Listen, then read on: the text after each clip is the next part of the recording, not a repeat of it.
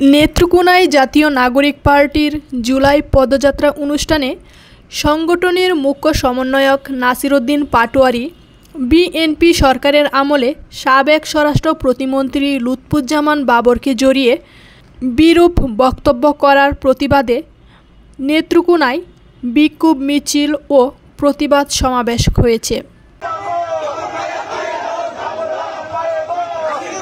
27 জুলাই রবিবার রাত 8:30টার দিকে জেলা শহরের কোর্ট স্টেশন এলাকা থেকে একটি বিক্ষোভ মিছিল বের হয়ে শহরের বিভিন্ন সড়ক প্রদক্ষিণ করে।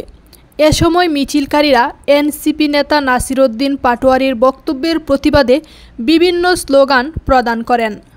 মিছিলে জেলা যুবদল নেতা আব্দুল্লাহ আল মামুন রনিসহ নেত্রকোনা, মদন মোহনগঞ্জ এবং কালিয়াজুড়ি উপজেলার বিভিন্ন নেতাকর্মীরা বিক্ষোভ সমাবেশে অংশ নেন। বিক্ষোভ মিছিল শেষে সংক্ষিপ্ত প্রতিবাদ সমাবেশে জেলা দলীয় কার্যালয়ে জেলা বিএনপির সাবেক সভাপতি ও সাবেক সাংসদ বীর মুক্তিযোদ্ধা মোহাম্মদ আশরাফ উদ্দিন খান এর সভাপতিত্বে সঞ্চালনা করেন জেলা বিএনপির যুগ্ম আহ্বায়ক এস.এম. মনিরুজ্জামান দুদু। এতে বক্তব্য রাখেন জেলা বিএনপির সাবেক সিনিয়র সহসভাপতি আব্দুল মান্নান তালুকদার, জেলা বিএনপির সাবেক সাধারণ সম্পাদক আবু তাহের তালুকদার, জেলা বিএনপির সাবেক সাংগঠনিক সম্পাদক শফিকুল কাদের সুজা, মোহনগঞ্জ উপজেলা বিএনপির সভাপতি সেলিম কারনায়েন, মোহনগঞ্জ পৌর বিএনপির সভাপতি জাহাঙ্গীর আলম।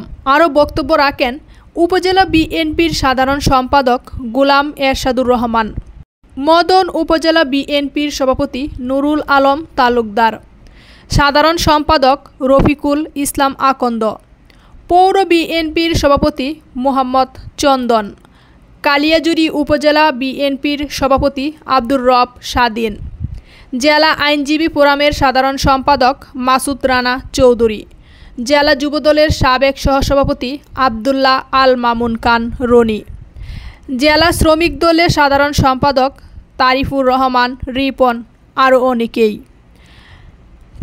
এর আগে বিকেল 5:30টার দিকে বাবরের নিজ উপজেলা মদনে বিএনপি সহ অঙ্গ সহযোগী সংগঠনের নেতাকর্মীরা তাৎক্ষণিক এক প্রতিবাদ মিছিল ও সমাবেশ করেন। মদন পৌরসভার জাহাঙ্গীরপুর সেন্টার এলাকায় বিএনপির দলীয় কার্যালয়ে এসে জড়ো হন। পরে সেখান থেকে বিক্ষোভ মিছিলটি বের হয়ে পৌর সদরের প্রধান সড়কগুলো ঘুরে উপজেলা পরিষদ এলাকায় পাবলিক হলের সামনে গিয়ে শেষ হয়।